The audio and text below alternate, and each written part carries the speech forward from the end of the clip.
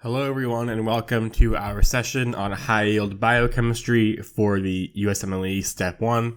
My name is Ethan Plotzker and I'm excited to be leading this session with you all today. So one of the highest yield topics that we're going to dive right into is vitamins. You're guaranteed essentially at least a couple of questions about vitamins on your exam. So with that, let's get started. The first vitamin to look out for is thiamine, also called B1. So one of the ways this is commonly tested in the clinical context is through the avenue of beriberi. There's two kinds of beriberi, wet and dry. So wet beriberi is essentially the same as dry beriberi, except wet beriberi has the addition of something called high output heart failure. Essentially, the heart becomes dilated and cardiac output is increased. That's on top of dry beriberi, which typically involves damage to nerves and muscle atrophy around the body. So if you see someone who maybe is malnourished and they're having muscle wasting and nerve issues, that is one of the things to definitely consider. Then we get to Wernicke encephalopathy. Wernicke is characterized by a couple of common symptoms, which you can memorize via the mnemonic CAN-O beer. Also because one of the risk factors for thiamine deficiency is alcoholism. So CAN-O beer. The C stands for confusion, the A for ataxia, the N for nystagmus, the O for ophthalmoplegia, and beer just reminds you that alcoholism is a risk factor. So if you see someone who presents to the ED, a lot of times they'll say that the eyes aren't able to look in one consistent direction as a way of tipping you off to the nystagmus. Maybe they smell of alcohol. One of the things to consider definitely is Wernicke encephalopathy. Korsakoff syndrome is similar, but what marks Korsakoff syndrome is something called confabulation. Confabulation is essentially when people forget certain periods of recent time in their lives and they fill it in with details that didn't actually happen. So for instance, you could have a person who comes to the ED and when asked how they got there, they were apparently brought on a magic carpet. Of course, they weren't brought on a magic carpet, but that is their way of filling in the details that they don't know. And they're not trying to fake anything. They're just trying to fill in the details because they themselves don't know.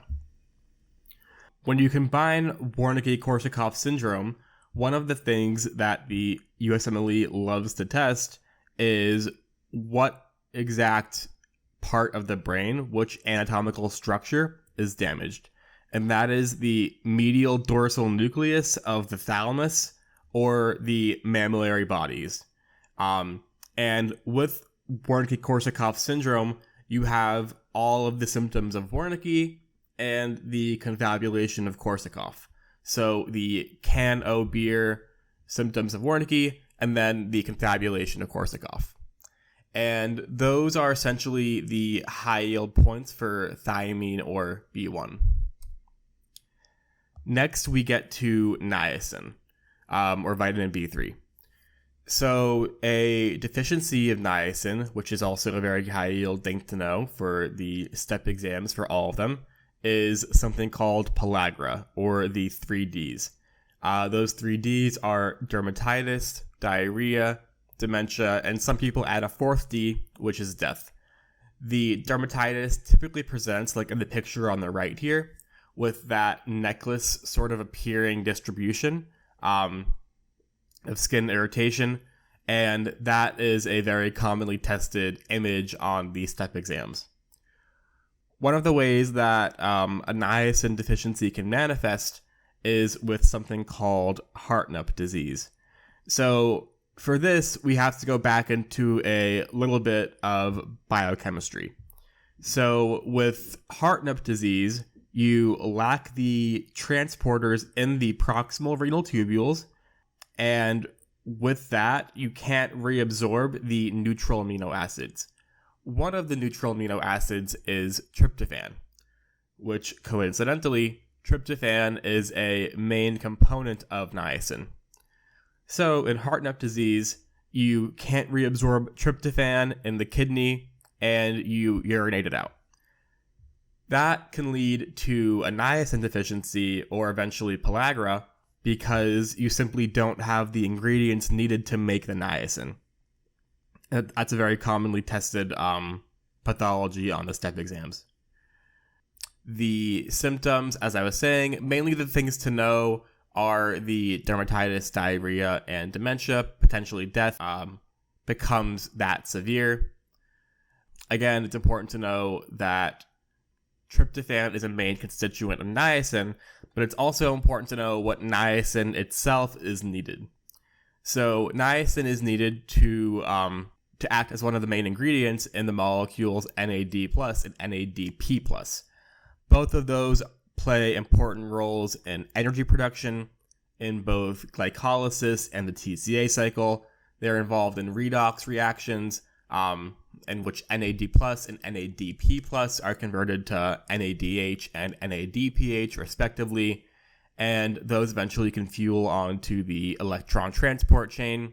So it's clear that niacin plays some pretty important roles and thus is a very testable vitamin for the STEP exams. Gonna skip a bit ahead to the next high yield vitamin, which is folate, B9. One of the things to know is that folate comes primarily from leafy green vegetables, things like spinach, kale, stuff like that. It's also important to know that it plays a really big role in pregnancy. The folate is needed to promote neural tube closure in embryos and fetuses. So if you don't have folate, the baby's going to have neural tube defects. That's why in pregnancy, you have to usually supplement with folate. Also, with a folate deficiency, you can get a macrocytic anemia, which, as a little bit of hemonc, you are going to have over 6 lobes in your red blood cells, and they're going to have an MCV of over 100. For the labs, you're going to want to check the methylmalonic acid and the homocysteine levels. So with this case, the methylmalonic acid is going to be normal, but the homocysteine levels are going to be elevated. And that's going to be in contrast to one of the other vitamin deficiencies we're going to see in a bit. One other thing to know for folate is just generally about the functions that it does in the body. So folate composes primarily, among other things, tetrahydrofolate, which plays a pretty important role in methylation reactions. So that involves moving one carbon from one molecule to another. And it also plays a big role in making nitrogenous bases. So things like deoxyribonucleotides and ribonucleotides. One of the last things that they like to test is where folate is absorbed in the gut, and that primarily is the jejunum. So the main takeaways for this is that folate is involved in methylation reactions, plays a role in the neural tube for pregnancy, and a defect, or deficiency rather, can lead to a macrocytic anemia. Next, we come to cobalamin, or vitamin B12. So a B9 and B12 deficiency can look pretty similar, and that's because if you have a deficiency in both, that can lead to the megaloblastic anemia. Like you see on the screen, there's that red blood cell with over 6 lobes present. Still, there are certain ways to tell it apart. So with a B12 deficiency, unlike a B9 deficiency, one of the things that you're going to have is something called subacute combined degeneration. That's going to generally manifest in a lot of neuropathic symptoms. So what you're going to have is weakness. You're going to have sort of tingling and numbness in your hands and feet, Maybe you are going to be a bit clumsier than normal. That's what people describe. It's a general loss of proprioception in the extremities. So if you have that, along with the elevated MCV, that would suggest a B12 deficiency. For the lab results, so unlike before with the B9 deficiency, when you have the elevated homocysteine levels but the normal methylmalonic acid levels, here you would have an elevation of both. So that would be an elevation of both the homocysteine and the methylmalonic acid. And that's just because these vitamins are involved in different enzymes and processing different substrates. So overall, things can accumulate on the back end.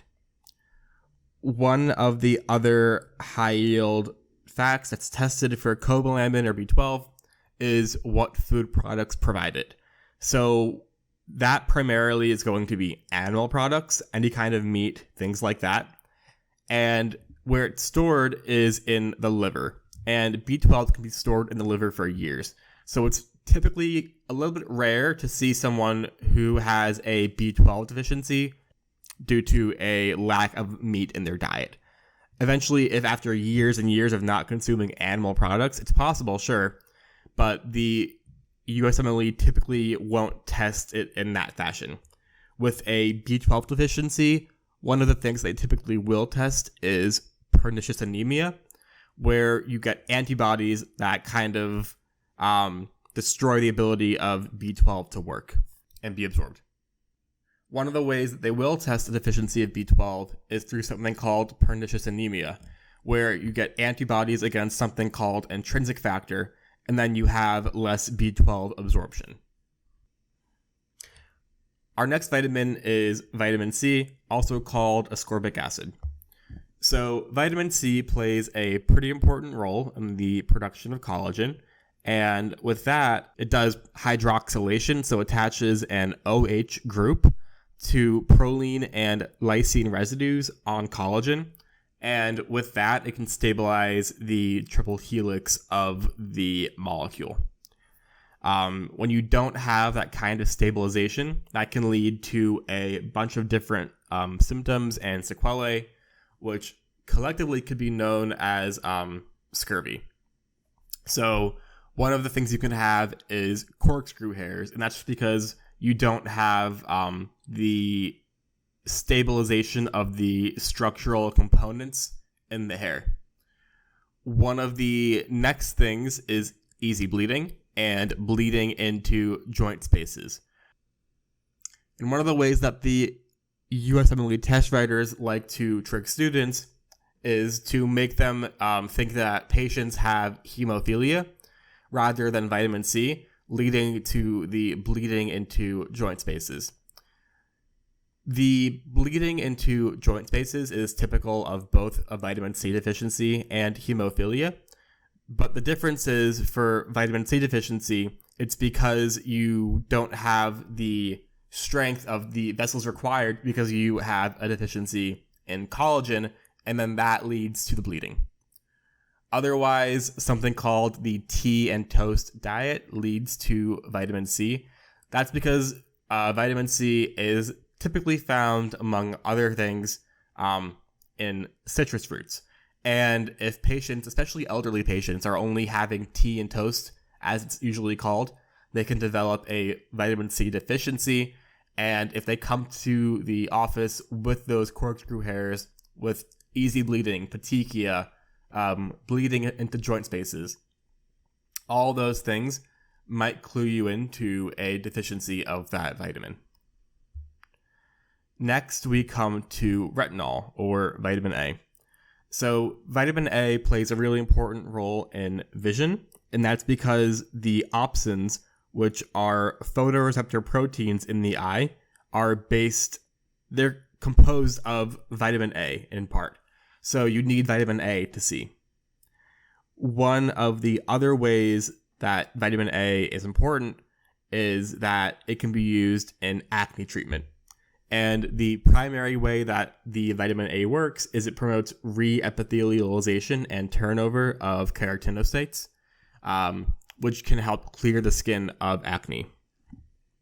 One of the commonly tested enzyme deficiencies on the USMLE is a vitamin A deficiency. So with that, you get a whole range of symptoms. So you get things called B12 spots because vitamin A, among other things, is needed for normal differentiation of keratinocytes. If you don't have vitamin A, you can get things like metaplasia and dysplasia. So the B12 spots, like you can see in the image on the right, on the eye, can develop. You can also develop night blindness, which means you just simply can't see at night, and also dry and scaly skin. Interestingly, vitamin A can be used to treat a certain kind of hematologic cancer. And they love testing this, and that cancer is called APML. That's acute promyelocytic leukemia. For that, you would need a form of vitamin A called ATRA, which is all trans retinoic acid. Of course, vitamin A is retinol, and it can come in different flavors and forms. So if you have all trans retinoic acid, you would use that to treat the APML. Next, we come to vitamin D. So vitamin D is interesting. It plays a lot of important roles in the body, especially when it comes to calcium homeostasis. There's different forms of the vitamin. So there's D2, which is ergocalciferol, and D3, which is cholecalciferol. The important thing to know about vitamin D is that it's usually not absorbed in an activated form. It has to be activated in the kidneys via hydroxylation. So you get 1,25-OH-D3, or that is the activated form of vitamin D, where it can exert its effects on calcium homeostasis. Typical foods that it comes from are things like dairy products, and in the environment, it often comes from sunlight, or rather, sunlight promotes the reaction that is used to activate vitamin D. A deficiency of vitamin D in kids can lead to rickets, and in adults, it can lead to osteomalacia. And then, of course, as I was saying, it has a pretty important role in calcium homeostasis. So I want to spend some more time on that because they do test that a lot. If you have elevated parathyroid hormone, decreased calcium, or decreased phosphate, all of these things will lead to an increase in the activation of vitamin D, that 1,25-OH form, because vitamin D is going to want to increase the absorption of calcium. So things like an elevated PTH, which would suggest that you don't have enough calcium in the body, are going to want to increase vitamin D. Also, when you have the activated form of vitamin D, that 1,25-OH2D3 product, that's going to feed back more upstream, and it's going to stop the production of further vitamin D, because or else you could be at risk for having too much calcium. So those are the high yield points of vitamin D to know. Next, we have tocopherol, or vitamin E. This may not be the highest yield vitamin, but they do test it occasionally, and I would want you guys to get it if it came up. So it functions primarily as an antioxidant, taking care of free radicals in the body, things like that. A deficiency of vitamin E is going to lead to hemolytic anemia. So you would be able to see on a blood smear the red blood cells that have burst, but also to differentiate it from other conditions, you would have a hemolytic anemia alongside that subacute combined degeneration-like presentation. So if you have a patient who looks like they have a B12 deficiency, they have the numbness and tingling in their hands and feet, but they also have a hemolytic anemia. So, for instance, they don't have an MCV of something like 120. That would make you want to think of a vitamin E deficiency instead of a B12 deficiency. Our last vitamin is vitamin K. So, vitamin K it plays a really important role in a lot of clotting functions, and also it has an interaction with a lot of different commonly used drugs like warfarin. So vitamin K is activated by an enzyme called epoxide reductase. This is the enzyme that warfarin inhibits. So if you block the epoxide reductase by warfarin, you don't have vitamin K, and you reduce the clotting functions of the blood, which is how warfarin works.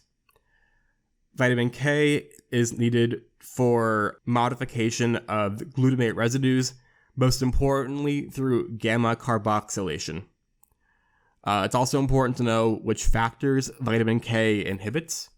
So it inhibits factors 2, 7, 9, and 10.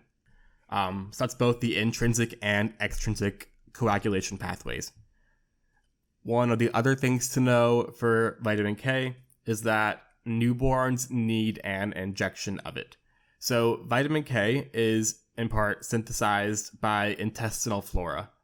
And when newborns are born, they don't have the intestinal flora that can make that vitamin K. So if a baby is born, for instance, at home and isn't in the hospital to get that injection of vitamin K, they could potentially bleed out later on because they don't have the vitamin that helps with clotting in the blood. So newborns need a vitamin K injection. One of the other high-yield things to know just overall is that the fat-soluble vitamins are vitamins A, D, E, and K. All those are absorbed in similar manners as opposed to the water-soluble vitamins, and they do test that as well. Our next topic is the fructose metabolism disorders. So first we come to essential fructosuria. So this one, as opposed to hereditary fructose intolerance, is a bit milder. The typical symptoms are a result of the disease process itself. So with this condition, you have a defect of fructokinase. So with that, you don't have fructose being phosphorylated and then trapping it inside the cells. So fructose can go inside and outside of cells as it wishes. That leads to fructose in the urine, which is essentially the only symptom of essential fructosuria. And besides that, it's a generally benign condition. That's in contrast to hereditary fructose intolerance. So with this condition, you have a deficiency of aldolase B. And what aldolase B does is it converts fructose 1-phosphate to dihydroxyacetone phosphate, or DHAP, and glyceraldehyde, or GAP. So because of that, you got an increase in fructose 1-phosphate in the cells. You typically get the symptoms after having things that have fructose. So for instance, any kind of sweet or fruit. So the symptoms and why they're present all ties back into the pathogenesis.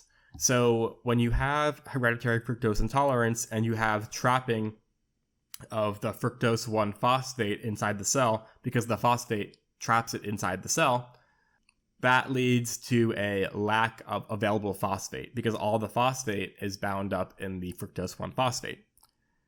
Because of that, you disrupt glycogenolysis and gluconeogenesis. And because of that, you can get symptoms of hypoglycemia, jaundice, and vomiting. So it is a relatively severe disease, and the main treatment for it is just changing things in the diet.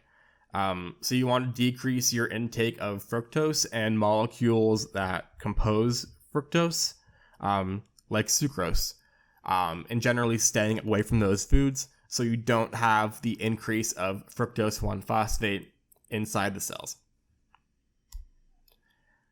Our next topic is the galactose metabolism disorders.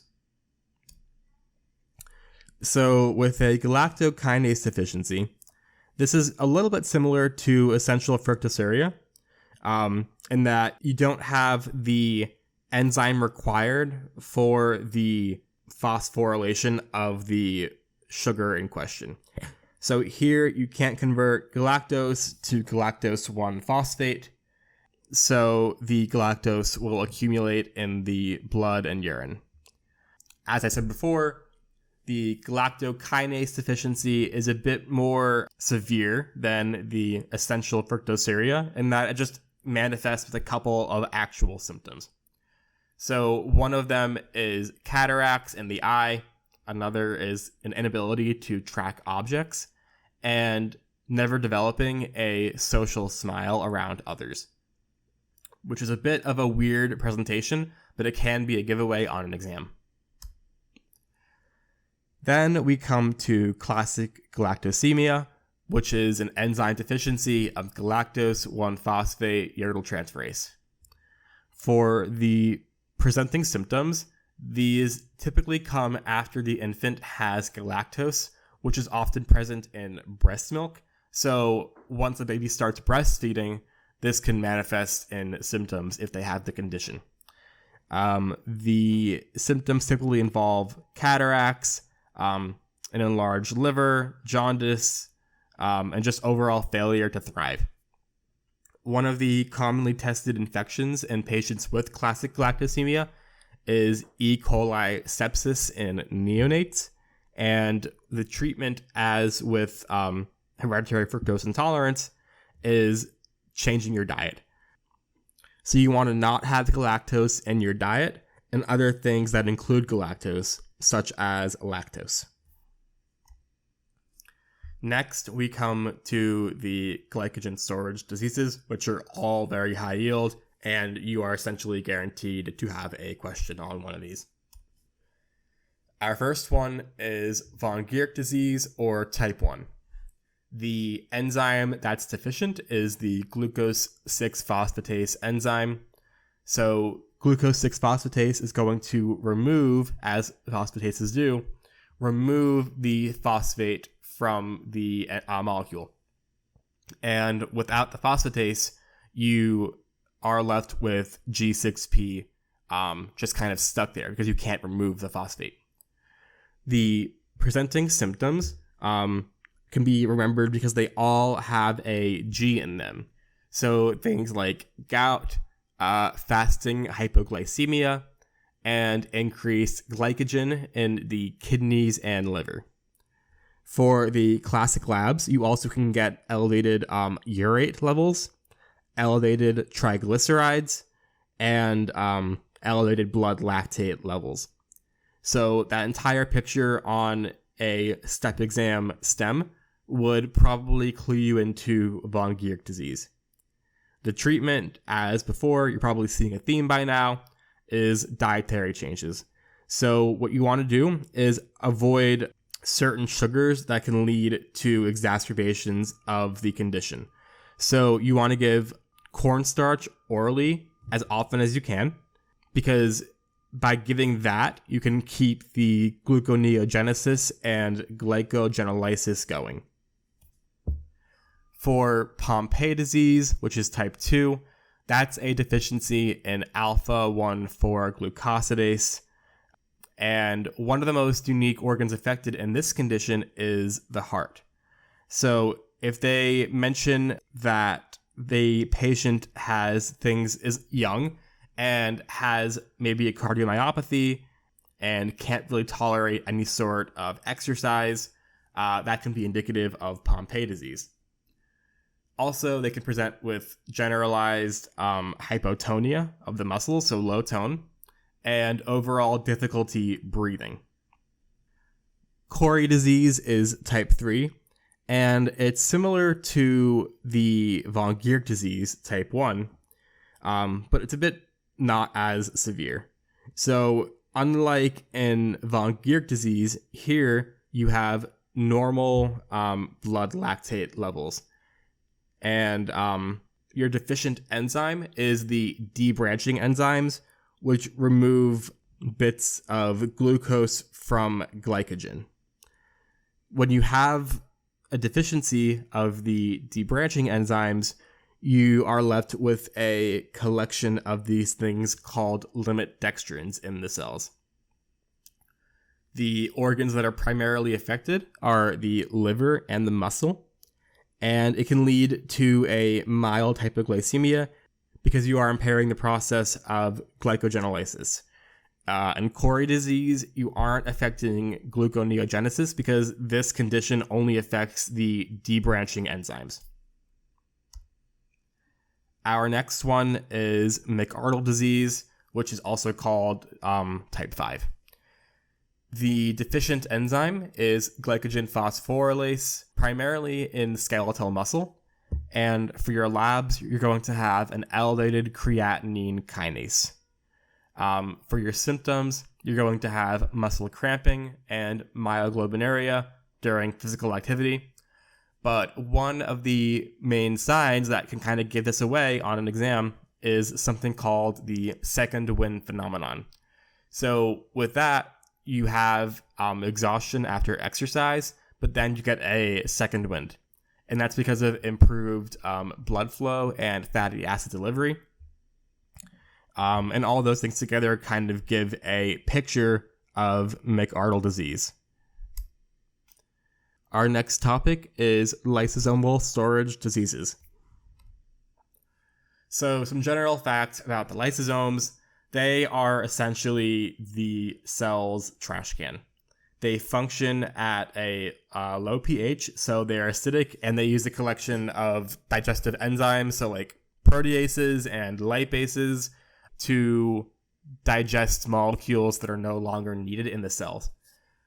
When you have an issue then with the lysosomes, you get an accumulation of those abnormal metabolic products, which can lead to issues.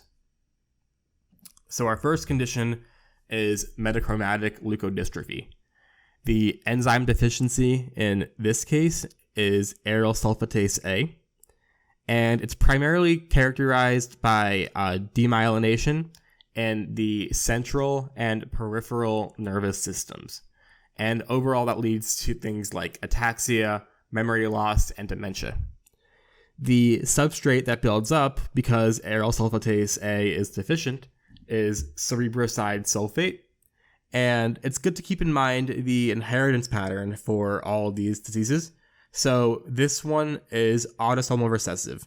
That's the case for most of them. If you happen to forget on the exam which condition is which inheritance pattern, I would go with autosomal recessive, unless you are confident of the ones that differ, which we'll get to in a bit.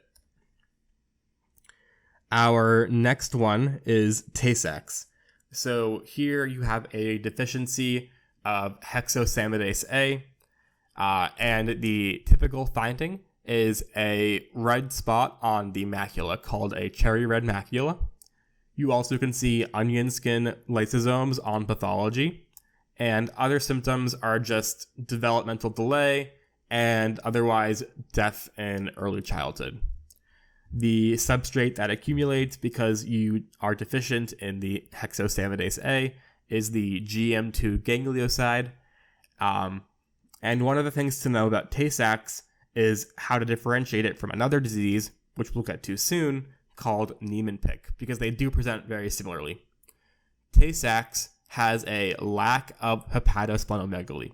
So you're going to have a normal-sized liver and spleen in this case. Tay-Sachs is pretty common, or relatively common, in Ashkenazi Jews, and it is autosomal recessive. Niemann-Pick disease. So the enzyme deficiency here is sphingomyelinase, and that leads to an accumulation of sphingomyelin. As I was saying before, the presentation can be very similar to Tay-Sachs. You even have that same cherry red macula, but here you do have hepatosplenomegaly. If you were to look at some of the macrophages and just cells under microscopy, you would see that they have are filled with lipids. Those can be called foam cells, and the inheritance pattern is autosomal recessive. Fabry disease, the enzyme deficiency is alpha galactosidase A. The substrate that accumulates because of the enzyme deficiency is ceramide trihexose.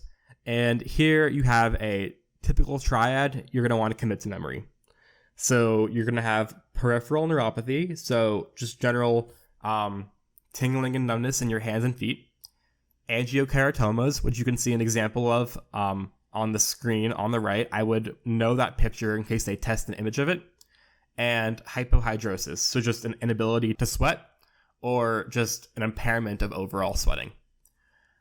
Patients with Fabry disease can have kidney or heart issues later in life, and this is one of the conditions that deviates from the norm of things being autosomal recessive. Here it is X-linked recessive. Next, we have Gaucher disease, and the enzyme deficient is glucocerebrosidase. The substrate that's accumulated is glucocerebroside, and the symptoms are a bit different from others, which makes it a bit easier to spot. So you have hepatosplenomegaly, which is nonspecific, but you also have cytopenias, so a lack in one or many blood cell lines, and avascular necrosis, often of the femur. If you have tissue paper cells on microscopy, as shown to the right, that can be also indicative of Gaucher disease, and it is autosomal recessive, as many of the other conditions are. Next, we have Krabbe disease, and the deficient enzyme is galactocerebrosidase. So this does sound similar to the enzyme deficient in Gaucher disease called glucocerebrosidase. So just make sure that you don't confuse them. The substance that accumulates is galactocerebrosides, and the typical findings are optic nerve atrophy, so eventual blindness, and globoid cells, which you can see on the right. Like the many of the other conditions, it is autosomal recessive. Next, we come to Hunter and Hurler syndromes. These are called the mucopolysaccharidoses, and they have some commonalities, but they're also a little bit different. So let's start with Hunter disease. So it's a bit less severe than Hurler disease, and it's a lack of the enzyme iduronate 2 sulfatase, which leads to a collection of heparin sulfate. It is X-linked recessive. That's the other X-linked recessive disease besides Fabry disease. And here you have preserved vision. That's in contrast to Hurler disease, where you have things like clouding of the corneas, which can impair vision. You also can get aggression and just intellectual disability. One of the common findings on a physical exam is gargoyle-like faces as well. And here it's a lack of alpha L iduronidase. So the enzymes sound similar, but they will often put both of those enzymes in the potential answer choices. So make sure you can differentiate the two. And it is autosomal recessive. Some other metabolic diseases. So our first one is cystinuria. Here you get a defect with reabsorption of a couple of key amino acids. These are cysteine, ornithine, lysine, and arginine. They're called together the cola amino acids just because of the first letters of each name. And the test used to diagnose it primarily is the sodium cyanide nitroprusside test. One of the main symptoms that it presents with is kidney stones, because when you don't reabsorb these enzymes, they can precipitate out in the urine and obstruct the flow of urine. And as a quick review, you would see hexagonal cystine stones on microscopy.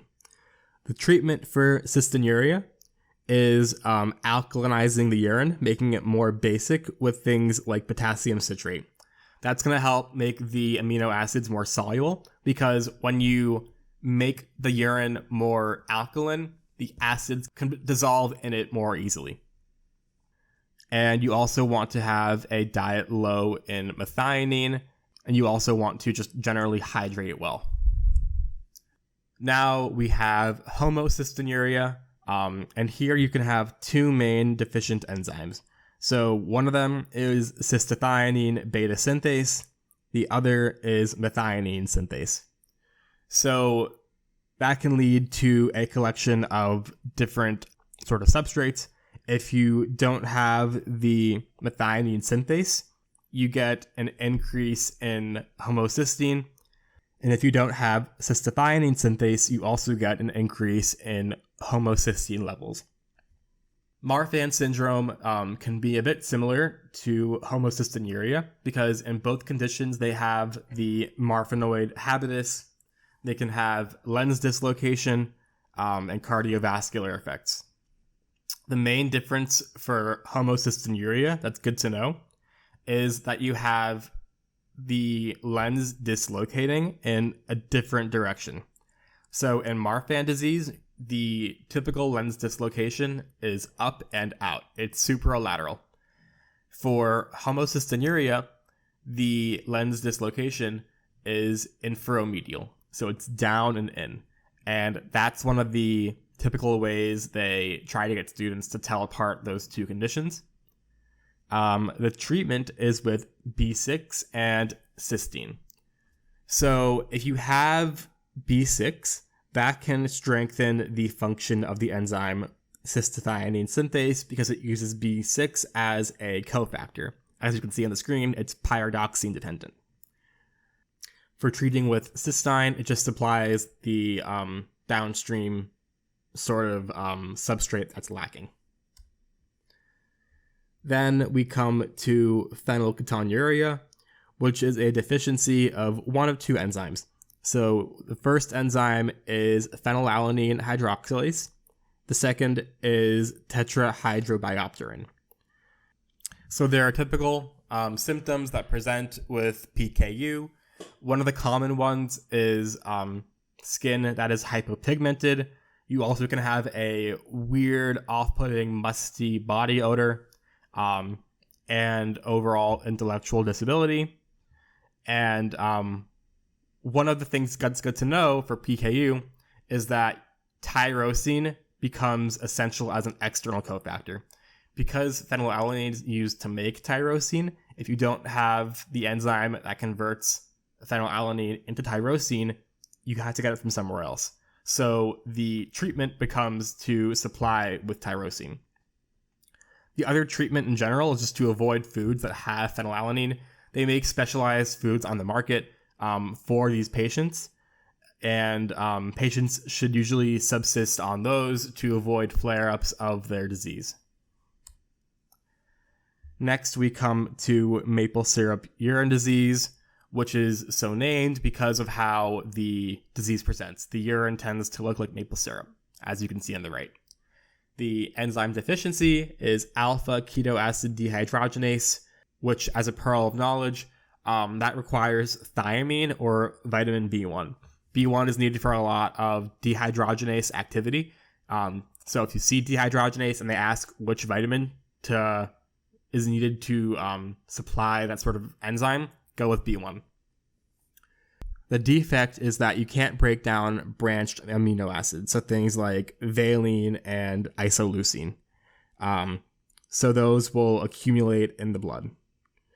The symptoms are, besides the presence of the dark brown urine, you just get things like vomiting and poor feeding. Next, we come to the high-yield genetic abnormalities, and this is actually our last topic. So, trisomy 13 is Patau syndrome. As a quick review, a trisomy is 3 copies of one chromosome. So, in the human body, the regular human body, there are 46 chromosomes per cell, and you have 2 copies of each. So 2 of chromosome 1, 2 of chromosome 2, and so on. And then you also have the sex chromosomes, which would be XX or XY. With trisomy 13, instead of having 2 copies of the 13th chromosome, you'd have 3. So the symptoms are holoprosencephaly, a cleft lip and palate, cutis aplasia, which is kind of marked by a defect in the calvarium. You also can have an omphalocele in the abdomen, rock or bottom feet, polydactyly, a severe developmental delay, and for the labs, which can be used to predict this, you could have a low beta HCG and PA-PPA in the first trimester. But of note, these do normalize by the second trimester, and the prognosis for this condition is usually very poor. Children often die in the first year, unfortunately. Our next condition is trisomy 18, or Edwards syndrome, and the high-yield symptoms for this are rock or bottom feet, clenched fists with overlapping fingers, that's a main one, developmental delay or intellectual disability, a prominent occiput or back of the head, micrognathia, and for your labs, you would have a low beta HCG and PA-PPA in the first trimester, and then in the second, you would have low beta HCG, estriol, AFP, and inhibin A. So essentially, everything is low. Our last condition is trisomy 21, or Down syndrome. And it's the most common trisomy, and unlike trisomy 13 and 18, people can live for long lives with trisomy 21. The symptoms are hypotonia, cardiac defects, especially of the endocardial cushions. That can lead to things like a complete atrioseptal defect. And one of the commonly tested things is a change in the facial structure. So you have epicanthal folds, a protruding tongue, upslanting palpebral fissures, and things like that. And lastly, these patients are at elevated risk of things like Hirschsprung disease, Alzheimer's disease. That's because the amyloid protein is coded for on chromosome 21. So if you have an extra chromosome, you have even more of that protein. And also the blood cancers AML and ALL. And that's the end of the high-yield topics in biochemistry. If you have any questions, feel free to reach out, and I'm looking forward to hearing from you all. Thank you.